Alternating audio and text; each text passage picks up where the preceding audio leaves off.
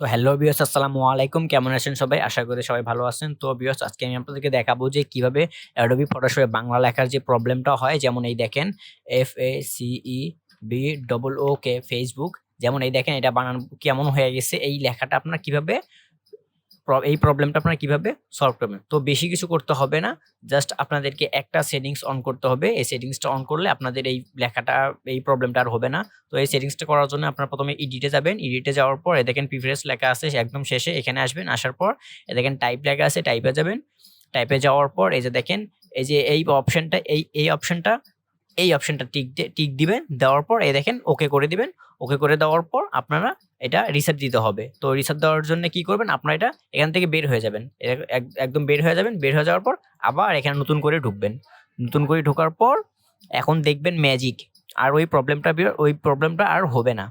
তো একটু অপেক্ষা করেন, এটা ততক্ষণে ঢুকুক।